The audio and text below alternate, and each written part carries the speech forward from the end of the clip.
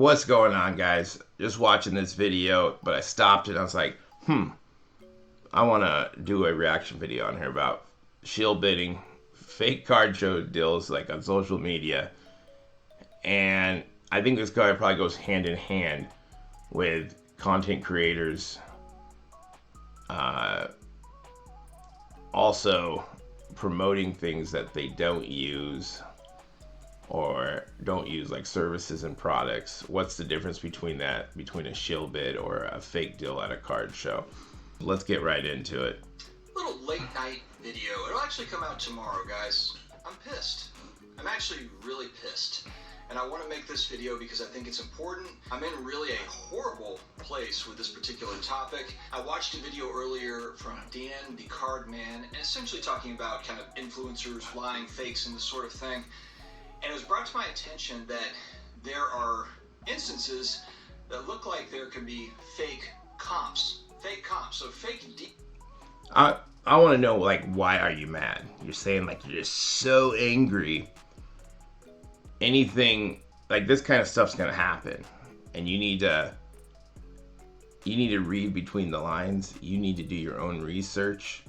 If it's on eBay, if it's shill bidding, if it's a fake item or something that gets sold but it's really not, and then they relist it, you got to look into that. If something doesn't look real or too good to be true, it probably is. It shouldn't make you mad. It just should make you more savvy of being someone who buys, sells, and trades cards. This is going to be in any business that is exchanging money. Like, name something that isn't going to have this. Why? Now, if you get caught or you get yourself in something where you're paying too much or it's a fake deal or a scam, that's not good. I'd probably take that, but like, that's a lesson. Okay, I need to do better research. I need to do my due diligence of who I'm doing deals with. That's in person or online. Deals, essentially, that are being done between different content creators. And man, that just bugs the absolute hell out of me. It bugs the hell out of me. I mean, we are in a market / hobby where, there is no oversight whatsoever. We have to look out for each other. And so I feel like I'd almost be doing a disservice if I don't make this video. If anybody new or somebody that's coming back in, hopefully somebody sees it. Hopefully it matters to somebody. And what I'm really hoping to thwart is the idea of content creators getting together to manufacture a comp on a particular card or set of cards, different genre of cards. So like content creators, they get monetized by what? Views, likes, comments. So when you do start getting bigger and bigger, you got to create content and you got to keep it just pumping out. So you start seeing this more and more where it's fluff content, or they're just pushing it out because they just want numbers, likes, followers, subscribers. So you got to kind of see, are these guys the real deal? Are they not the real deal? Do you guys remember reality TV? It's still here. Reality TV has been fake since the get-go. It's been scripted. You want these look at these collectible shows. There's some collectible shows here in Las Vegas. That's all scripted. A lot of these experts that come and talk, they don't know anything what they are talking about. They get someone to come in, do a fake deal, say, oh, I'll give you this much money, and nothing ever happens, but it's good for business for the person who's buying or selling. You get to talk about their business. The expert gets to talk about their business and what they're pushing or selling. This is like the same thing, except people automatically assume because it's on YouTube is that it could just be a creator that it's not fake. It's just all natural. But when we're talking about big money, big sponsorships, we're going to have stuff like this.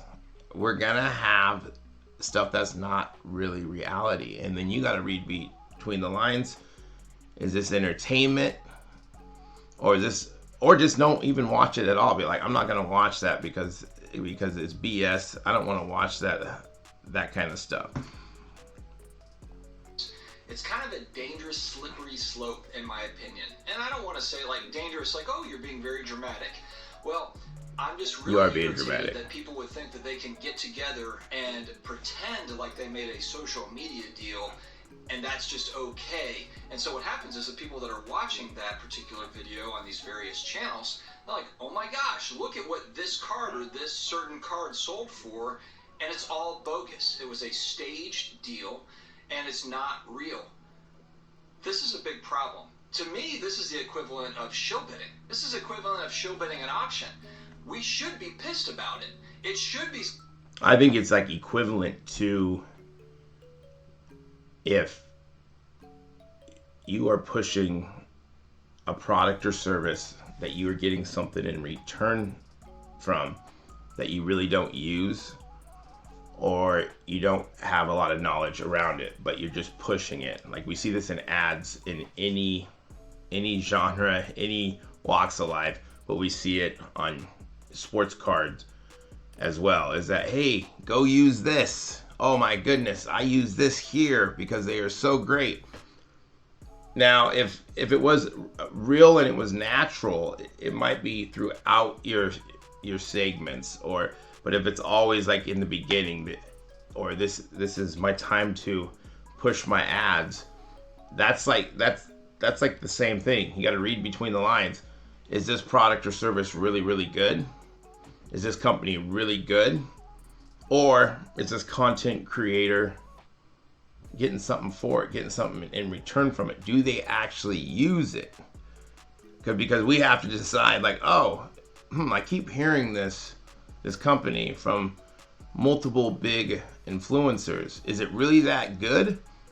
Or are they getting something in return? Are they getting paid? Are they getting free product or service from this provider or company?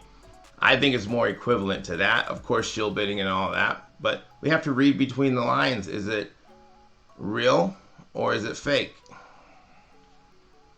Something that we talk down about, and I hope that other channels look into this as well. Sports Card Radio, hopefully they get a hold of something like this if they aren't already. But this idea of we're going to set up this sort of deal, I don't want to see that type of crap. If it's a legitimate deal, then great. Then it's a legitimate deal, and that's fine. That's the hobby, whatever. But if it's not a legitimate deal, how is that any different than shilling an auction, shill bidding an auction, and creating a fake comp? And then what happens if that fake comp makes it into a card ladder or market movers or a data tool, and now it's part of the ecosystem of, oh, here we've got this comp, and it never was meant to be.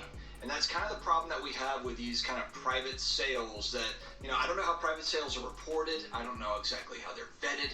But man, this pisses me off. It pisses me off to no end. Sometimes I get pushback of, man, Dustin, you have sponsors. You're a company man.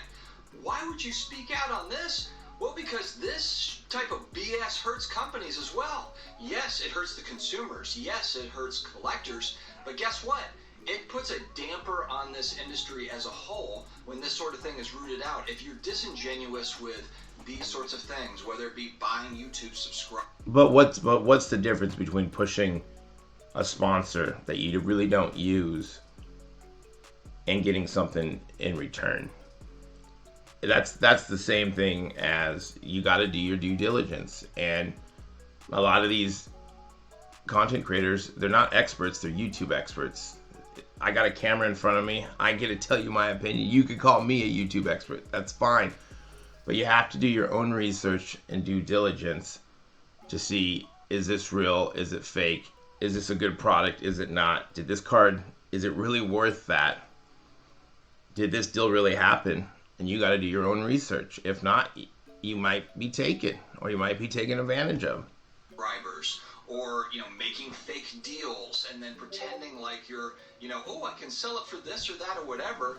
You're doing absolutely nothing for the hobby. I know we use the community so much. You're just sucking from the community. And I'm not a company man in that way. I love supporting hobby companies, but I think hobby companies would agree with me that that's the type of BS that we don't need here.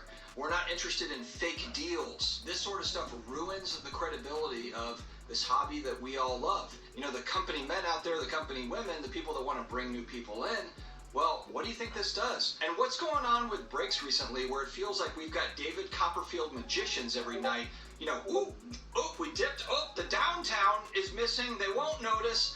What idiot thinks that they're going to actually get away with that?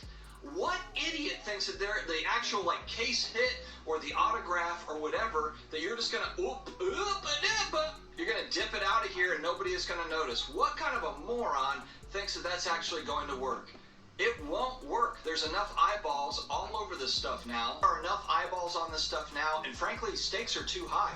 You look at a company like Fanatics that we've been talking about over the last... Well, until maybe recently, like breakers from different platforms, nothing really happens to them if a card goes missing. Or someone doesn't get a card, or there's no protocols of... The number one protocol should be the cards have to stay on the table. There's no quality assurance. There's no team passing and failing breakers on a weekly or monthly. It should be weekly. Just like any other job that has quality control, you have to get a grade or a secret shopper every single week. Why shouldn't this be different? The number one rule should keep the cards on the table. We keep seeing more and more of this. Is there more breakers now, or are we just seeing it? Are more people watching it? I think there's going to be shady business in anything that you can make money, anything that you can, in breaking, you can make some pretty good money doing it. But if you only get, nothing happens to you, where there's no consequences, that you don't get banned, you're not put on a list because you're doing something bad, people are going to try it. They're going to push the envelope. And even people watching sometimes won't say anything when they see something, because if you're big enough, or they follow you, they're like, oh, that was an accident, and they're not really using their judgment, saying this shouldn't be going on. Last few days, and they're going to be taking over, and they're looking at what are best practices and what can we do. Take a look at what's going on and figure out how we can get this sorted out to where it's just better customer experience. I'm pretty certain that Michael Rubin cares deeply about customer experience, and so I know this stuff is being paid attention to. And so again, everything I'm talking about tonight, I hope that it's front and center for people. I want to talk about it in this channel. I won't just ignore these types of things. And like I said, I hope if there's content creators... I hope that that's true about Fanatics, and they want to see a better customer experience. At the end of the day, they want to make money. They're going to sell or do deals or partner with or collab, whatever you want to say it, with bigger breakers, even if they've had shady dealings in the past. If that's where the audience is, are they going to really blackball them? Are they going to really ban them? Or are they going to give them more chances? If you're a new breaker or a smaller breaker and you do something, those are the guys that will, okay, we're going to ban you. You're not going to get allocation. Of course, they can go find it other places. But like the big guys who are established, even if like we see it, we see the nonsense that some of these big breakers have done, and they're still breaking. They're still on these platforms. They still got a following, and nothing has changed. So I hope Fanatics will make it better. But but they did say they want a 10x. That's about making money. Money talks. That had this idea of like, hey, we can get together and we can pretend like we bought and sold this card, and that'll be cool, and everybody will think we're awesome. I hope to thwart that, because I don't want to see these fake deals, fake sales. Everybody's a fake millionaire, and everyone's making fake thousands of billions of dollars. I'm over it. I'm really over the stupidness. So yeah, I'm gonna call it out. Thanks very much for watching, guys. Hobby on. Stay healthy, stay awesome, and I will talk to you again later. That's my reaction there on fake card shows deals, shill bidding. Same with sponsorship, fake, do I use this product? It's the best product ever and they've never used it before, or the service. That's going on. You see it all day. If you are buying and selling and trading sports cards, you know that it's a grind. It's fun, but it's going to be a grind. And there's going to be people in the hobby that is going to try to take advantage of you. And if you didn't do your research, or you did do your research, is going to be the difference between are you staying on top, or did you get caught in a deal? Did you get caught? Did someone take advantage of you? And that's going to be in anywhere where you can make money. And it shouldn't make you mad. It should just make you more aware of your surroundings. And if you do get caught, you should say, okay, I don't want that to happen again. I don't want to get in a deal upside down. I don't want to